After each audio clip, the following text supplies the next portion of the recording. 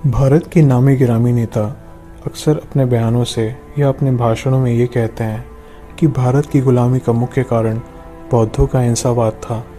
उनकी दलील है कि बौद्ध धर्म के अहिंसावाद ने भारत को युद्ध के डर से युद्ध विमुख तथा सैनिक शिक्षा विहीन बना दिया, जिससे भारत की लड़ाकू प्रवृत्ति का नाश हुआ और वह विदेशी शत्रुओं का सामना न कर सका। तो आज इसी सवाल का जवाब खोजा जाए कि क्या सच में भगवान गौतम बुद्ध की वजह से भारत गुलाम बना? क्या बुद्ध ने भारत को कमज़ोर बना दिया? इतिहास क्या कहता है? भारत का इतिहास इस बात का समर्थन नहीं करता, बल्कि उसकी गवाही ठीक इस दलील के उल्टे है। भारतीय इतिहास का सबसे अधिक समुज्जल अंश, आपकी भाषा में कहें तो गोल्डन एरा, बौद्ध काल में ही देखने को मिलता है। भारतवासी धोखा देना नहीं जानते। इस देश में दरवाजों पर ताले नहीं लगाए जाते। यहाँ के बाजारों में गुलाम नहीं बिकते।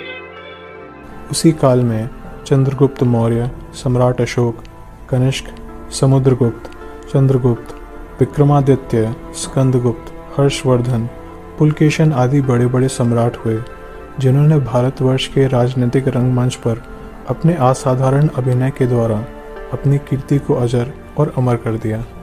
जिस गुप्त काल को हम भारत का गोल्डन एरा बताकर प्राउड फील करते हैं और फूले नहीं समाते, वह बौद्ध काल के ही अंतर्गत है। बौद्ध धर्म अहिंसावादी था ज़रूर, पर विदेशी शत्रुओं से अपने देश की रक्षा करने, दुष्टों को दंड देने तथा दुश्मनों को तलवार के घाट उतारने में वह कभी विमुख नहीं हुआ। ऐसे अवसरों पर हिंसा को हिंसा नहीं, बल्कि परम धर्म समझता था। भारत में अशोक, कनिष्क, हर्षवर्धन आदि बड़े बड़े बौद्ध सम्राट हो गए, जिनके पास नाना विधि अस्त्र शस्त्रों से सुसज्जित अतः दुर्धर्ष विशाल सेनाएं थीं। आखिर अहिंसा व्रतधारी इन बौद्ध सम्राटों का हिंसा परायण सेना रखना कौन सा अर्थ रखता था?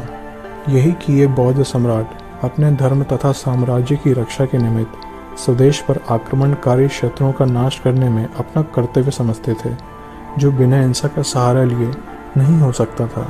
इनकी सेना केवल दिखावा करने के लिए नहीं थी, माना कि ये स्वयं आक्रमण कर किसी दूसरे को हानि पहुंचाना नहीं चाहते थे, पर इसका यह अर्थ नहीं कि ये अपने धर्म तथा राज्य की रक्षा में खून की नदियां बहाने के लिए तैयार न थे।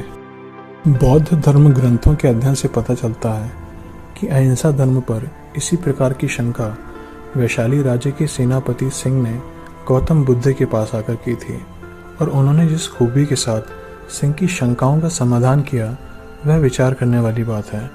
सिंह ने पूछा कि क्या भगवान तथागत, जो असीम दया का उपदेश देते हैं और सब दुखियों के प्रति करुणा का भाव सिखाते हैं, अपराधी को दंड देने की आज्ञा देते हैं? क्या भगवान तथागत का ये उपदेश है कि हम अपने घर, स्त्री, बच्चे और अपनी जायदाद की रक्षा के हेतु युद्ध ना करें? क्या हमें अत्याचारियों के अत्याचारों को चुपचाप सहकर उसकी अधीनता दीनतापूर्वक मान लेनी चाहिए?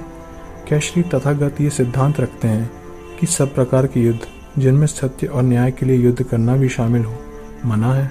गौतम बुद्ध ने उत्तर दिया कि जो दंड का पात्र है उसे दंड, और जो पुरस्कार का पात्र है उसे पुरस्कार अवश्य मिलना चाहिए। अपराधी को जो दंड मिलता है उसका कारण अधिकारी की बदनीयती नहीं है, बल्कि उसका कारण खुद अपराधी का अपराध है। हाकिम तो केवल कानून की आज्ञा का पालन करता है, अतः वह हिंसा का भागी नहीं होता। जो मनुष्य सत्य और न्याय की रक्षा में युद्ध करता है, वह दोषी कदापि नहीं है। यदि शांति रखने के सभी उपाय असफल हो गए हों, तो युद्ध का दोषी वही होता है जो उसका कारण है। शैतानी ताकतों के सामने कभी आत्मसमर्पण नहीं करना चाहिए। संग्राम होना चाहिए ज़रूर, पर किसी निजी स्वार्थ के लिए नहीं। वह जो स्वार्थ के लिए युद्ध करता है ताकि वह सबसे महान, शक्तिशाली, धनवान या प्रसिद्ध हो जाए, पुरस्कार का पात्र नहीं होता। पुरस्कार का पात्र तो वह होता है जो सत्य और न्याय के लिए युद्ध करता है, क्योंकि उसकी पराजय विजय समझी जाएगी। रण क्षेत्र में जाने वाले वीर अपनी जान हथेली पर रखकर ही वहां जाते हैं, अतः यदि वे वहां पर वीर गति को प्राप्त हो जाएं, तो उन्हें किसी प्रकार की शिकायत नहीं करनी चाहिए। शत्रु को रणभूमि में पछाड़ने से ही स्थायी विजय नहीं प्राप्त होती। स्थायी विजय तो तब मिलती है जब गिरे हुए शत्रु को प्रेम पूर्वक उठाकर उसके साथ भ्रातृत्व स्थापित कर लिया जाए। जिसने अपने आप को जीत लिया, वह किसी विजय सेनापति से भी महान है। क्या गौतम बुद्ध के इस उपदेश से बात स्पष्ट नहीं हो जाती कि बौद्ध लोग अहिंसावाद को परम धर्म मानते थे ज़रूर, पर देश की स्वातंत्र्य रक्षा के निमित्त किए जाने वाले हिंसात्मक युद्ध से कभी उन्होंने अपना मुंह नहीं मोड़ा। वर्तमान काल में तिब्बत, चीन, जापान आदि बौद्ध धर्म को मानते हैं, जो आज भी स्वतंत्र है तथा जो अपनी स्वतंत्रता की रक्षा करने के लिए खून की नदियां बहा रहे हैं। ये देख विद्वानों की ये सम्मति है कि यदि भारत बौद्ध धर्म को अपनाए रहता तो वह विदेशों द्वारा इस प्रकार गुलाम नहीं होता। भारत की गुलामी का मुख्य कारण बौद्ध धर्म का परित्याग तथा नवीन हिंदू धर्म को अंगीकार करना था, जिसने वर्णाश्रम धर्म के पहले से भी अधिक कट्टर रूप में चलाकर हिंदुओं में परस्पर फूट का वह बीज बो दिया, जिससे हमारा भारत विदेशी शत्रुओं का सम्मिलित मुकाबला ना कर सका। भारत में हिंदू शासन का सर्वप्रथम अंत करने वाले मुसलमान हैं। मुस्लिम विजय काल से ही भारत के पराधीनता काल का प्रारंभ माना जाता है। मुसलमानों ने भारतवर्ष को किससे छीना? बौद्धों से या वर्णाश्रमी हिंदुओं से?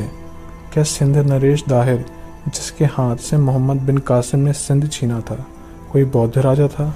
क्या शहाबुद्दीन मोहम्मद गौरी को बुलाने वाला कन्नौजपति जयचंद बौद्ध धर्मावलंबी था? क्या दिल्लीश्वर पृथ्वीराज, जिसे गौरी के सामने परास्त होना पड़ा, अहिंसा व्रतधारी था? क्या नदिया का राजा लक्ष्मण सेन, जो कुतुबुद्दीन के सेनापति बख्तियार खिलजी के नाम सुनते ही और बिना लड़े ही अपने महल के पिछवाड़े के द्वार से चुपके से ही दुम दबाकर भाग खड़ा हुआ, कोई कायर बौद्ध भिक्षु था?